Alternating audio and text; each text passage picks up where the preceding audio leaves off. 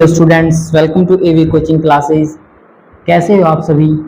उम्मीद है आप सब पढ़ाई कर रहे होंगे और साथ साथ हमारे द्वारा बनाए गए वीडियो लेक्चर्स को भी एंजॉय कर रहे होंगे।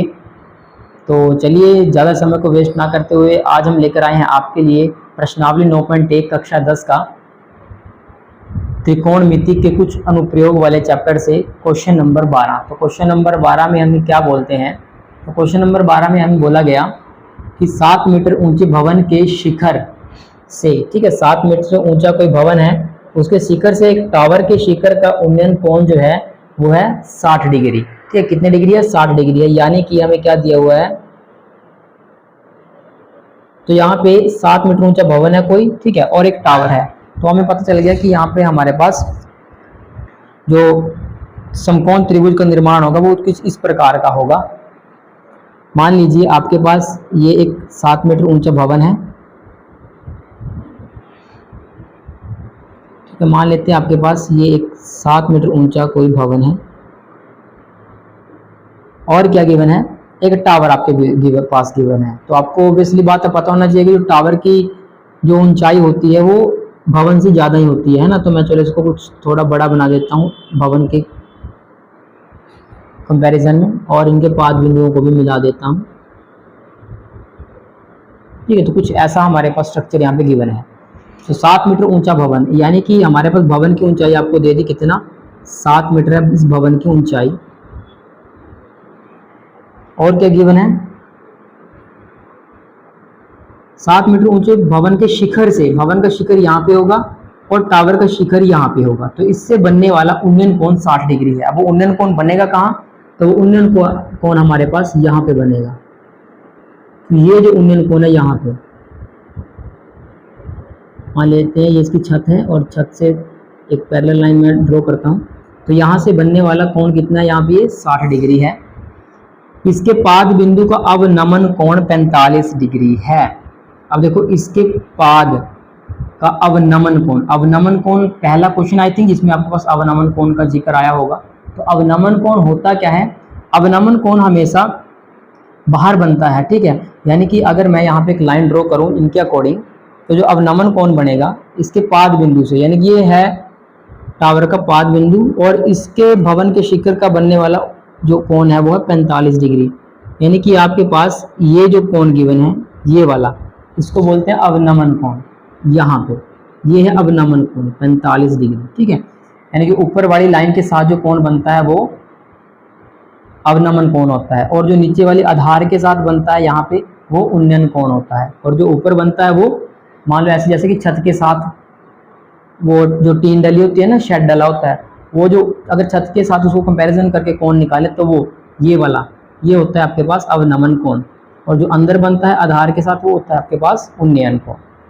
क्लियर हो गया होगा आपको? अब हमें क्या निकालना? टावर की ऊंचाई ज्ञात कीजिए। तो टावर की ऊंचाई यानी कि हमें ये ऊंचाई आपको निकालनी पड़ेगी, टावर की ऊंचाई। और जो हमें निकालना होता है उसको हम क्या मानते हैं? वो मानते हैं हम x, ठीक है। तो मान लेते हैं हमारे पास x मीटर उस टावर की ऊंचाई और हमें यही x की वैल्यू ज्ञात करनी है। तो नाम दे देते हैं सबसे पहले बिंदुओं को। तो a ये आपके पास हो जाएगा b और c और इसको नाम देते हैं चलो d, ये d पॉइंट है आपका, ठीक है। और ये हो जाएगा आपके पास e। So a b c d e, तो ये कुछ बिंदु हो गए हमारे पास। अब हमें सबसे पहला काम क्या करना है? देखिए यहाँ पे आपके पास कहाँ पे समकोण त्रिभुज का निर्माण हो रहा है। तो समकोण त्रिभुज ये वाला, एक यहाँ पे ए डी सी एक समकोण त्रिभुज आपके पास, मैं लिख देता हूँ यहाँ पे सबसे पहले। तो आपके पास जो दिया है क्या क्या गिवन है आपको? भवन की ऊंचाई, भवन की ऊंचाई कितनी है? ये आपके पास 7 मीटर और इसका नाम क्या है आपके पास? CE। ये आपके पास CE बिंदु है जो वो है आपके पास भवन की ऊंचाई 7 मीटर। अगर आप ध्यान से देखें जितना आपके पास CE है उतना ही आपके पास DB होगा, है ना। जितनी भवन की ऊंचाई है उस भवन के बराबर में अगर मैं एक लाइन लगाऊं, ठीक है, तो आपको पता चलेगा कि यहाँ तक जो ऊंचाई है वो इसके बराबर तो होगी ही। यानी कि हम कह सकते हैं जो CE है आपके पास वो DB के बराबर भी होगा। इसका हमें बाद में बहुत ज़्यादा यूज करने वाले हैं इस लाइन का, तो इसलिए मैंने इसको ऐसे बना के दिखाया आपको कि जो भवन की ऊंचाई है वो है CE और वो है 7 मीटर और जो CE है वो है DB के बराबर। और आपको कोण दे रखे हैं, यानी कि आपको दे रखा है कोण सी आपको दिया हुआ है 60 डिग्री, और एक कोण है आपके पास, देखिए ये अवनमन कोण है। तो अवनमन कोण इस लाइन के साथ जितना कोण यहाँ पे बनता है अवनमन कोण, उतना ही कोण यहाँ पे आपके पास यहाँ बनेगा। ठीक है, तो होगा क्या, अब देखो आपको पहले ये निकालना पड़ेगा। आपको ये तो आपको पता चल चुका 7 मीटर है, 7 मीटर है ना। आपको ये निकालना है AD, निकालना है कि आपको AD यहाँ पे ज्ञात करना है। तो अगर आपके पास AD निकल जाता है तो आप कुल AB भवन जो टावर की ऊंचाई बता सकते हैं। तो लिख देता हूं मैं, टावर की कुल ऊंचाई कितनी है, टावर की कुल ऊंचाई ये आपके पास AB जो किसके बराबर है, AD प्लस DB के बराबर, AD प्लस DB के बराबर। और यहाँ पे आपको पता है AD कितना है ये हमें निकालना है, और इसको हमने क्या माना, x मान लेते हैं। माना जो AD है वो x मीटर है। ठीक है, तो ये कितना हो जाएगा x जमा DB कितना आपके पास 7। तो ये आपके पास AB का वैल्यू क्या आई, AB बराबर आ गया x जमा 7। इस रिलेशन हम यूज़ करेंगे आगे, तो इसलिए इसको याद रखेंगे। फिर अब क्या करेंगे, अभी देखो हमें क्या करना है, अगर मैं यहाँ त्रिभुज की समकोण त्रिभुज की बात करूँ तो हमारे पास एक समकोण त्रिभुज का निर्माण हो रहा है ADC का, ADC इस समकोण त्रिभुज का निर्माण हो रहा है। और एक समकोण त्रिभुज आपके पास बन रहा है यहाँ पे देखो CEB, और एक समकोण त्रिभुज बन रहा है CDB और CEB। तो हम क्या करेंगे, हम इन दोनों कोणों को उठाएंगे। ठीक है,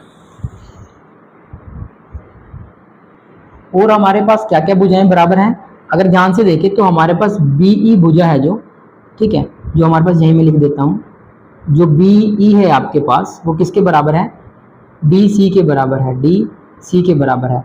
और जो BE है वो इस समकोण त्रिभुज के लिए, यानी कि हमारे पास 3 समकोण त्रिभुज यहाँ पे मिल रहे हैं, समकोण त्रिभुज ADC, समकोण त्रिभुज CEB और एक है आपके पास समकोण त्रिभुज CDB।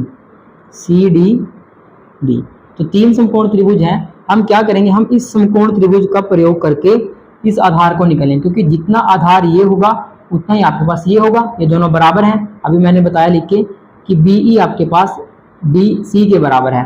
तो चलिए इस समकोण त्रिभुज का प्रयोग करते हुए समकोण त्रिभुज CEB का प्रयोग करने पर हमें क्या मिलेगा, देखो ये लंब है और ये आधार है, ये लंब है ये आधार है। तो ये लंब कितना है आपके पास 7 मीटर, यानी कि लंब आपको दिया है, आधार आपको निकालना है। तो हम यूज करेंगे कौन से वाले अनुपात का, टेंजेंट थीटा का। टेंजेंट थीटा क्या होता है, लंब बटे आधार। और कोण आपके पास कितना गिवन है यहाँ पे, थीटा। अब देखो थीटा कितना होगा, जितना ऊपर अवनमन कोण बनता है उतना ही आपके पास अंदर उन्नयन कोण बनेगा आधार के साथ। तो अगर ये 45 है तो ये भी कितना होगा आपके पास 45 डिग्री। तो थीटा आपको गिवन है 45 डिग्री दिया हुआ है। अब बस हम प्रयोग कर लेंगे इसका, तो टेंजेंट 45 डिग्री बराबर हो जाएगा लंब आपके पास यहाँ लिख देता हूँ मैं CE, और आधार है आपके पास BE। तो CE आपके पास है 7 और BE के कितना है आपके पास, ये आपको मालूम नहीं तो मैं इसको BE ही छोड़ देता हूँ लिख के। ठीक है, BE। तो यहाँ से टेंजेंट 45 का मान 1 होता है और यह आ जाएगा 7 बटे BE। अब यहाँ से BE के मान कितना आ गया हमारे पास, तो हमारे पास BE का मान आ जाएगा, यहाँ से BE का मान आ जाएगा 7 मीटर। ठीक है, तो BE का मान यानी कि आपके पास आधार निकल चुका है, BE का मान 7 मीटर आया। और अभी मैंने एक रिलेशन बताया था, BE किसके बराबर है, DC के बराबर। तो BE बराबर है DC के, यानी कि हमें DC की वैल्यू पता चल चुकी है, यहाँ से यहाँ तक ये वैल्यू 7 मीटर। अब ध्यान से देखेंगे, समकोण त्रिभुज ADC को लें, समकोण त्रिभुज ADC को लेने पर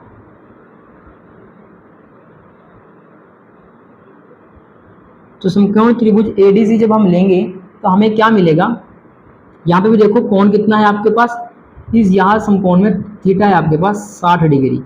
तो हम यहाँ पे भी किसका यूज करेंगे, ये लंब है, ये हमें निकालना है AD, और ये क्या है आपके पास आधार है। तो लंब बटे आधार, टेंजेंट 60 डिग्री बराबर लंब बटे आधार। और लंब कितना है आपके पास, यहाँ पे लंब है आपके पास AD और आधार कितना है आपके पास DC।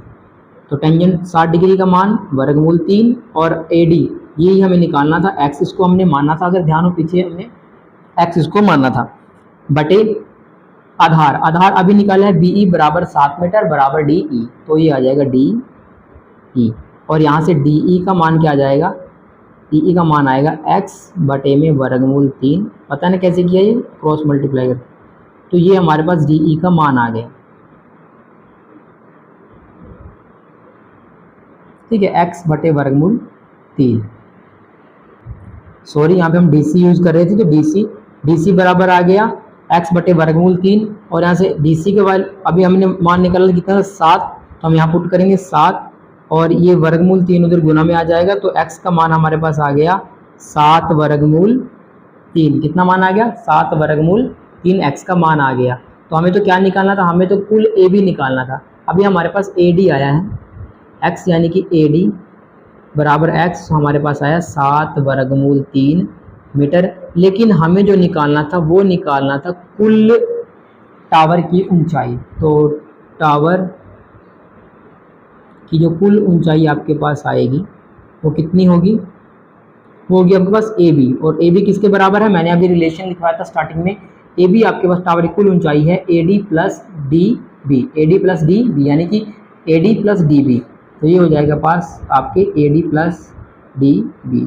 अभी निकाला है AD का मान कितना है आपके पास 7 वर्गमूल 3 और DB कितना है आपके पास 7, तो कितना हो जाएगा 7 को कॉमन लीजिए, वर्गमूल 3 प्लस 1 मीटर। तो आता है आपके पास जो टावर की ऊंचाई आएगी वो आएगी 7 गुना में वर्गमूल 3 प्लस 1 मीटर। ये आपके पास टावर की ऊंचाई आ जाएगी। कुछ भी मुश्किल नहीं है इन क्वेश्चंस में, बस थोड़ा सा अवनमन कोण और उन्नयन कोण में आपको दिक्कत रहने वाली है, वो मैंने आपको क्लियर कर दी है कि जितना अवनमन कोण यहाँ पे ऊपर इसके साथ बनेगा और उन्नयन कोण नीचे तल के साथ बनता है। ठीक है, जितना अवनमन कोण होता है उतना ही आपके पास उन्नयन कोण आपके पास आ जाएगा समकोण त्रिभुज का। तो इस चीज़ का ध्यान रखेंगे। आई होप क्वेश्चन आपको अच्छे से समझ में आ गया होगा। अगर नहीं समझ में आया तो दोबारा से देखिए, फिर से देखिए, 2x की स्पीड पर करके देखिए, आपको जरूर समझ में आ जाएगा। ठीक है, तो बने रहें एबी कोचिंग क्लासेस के साथ, पढ़ाई करते रहें। मिलते हैं नेक्स्ट क्वेश्चन में, तब तक के लिए ऑल द वेरी बेस्ट।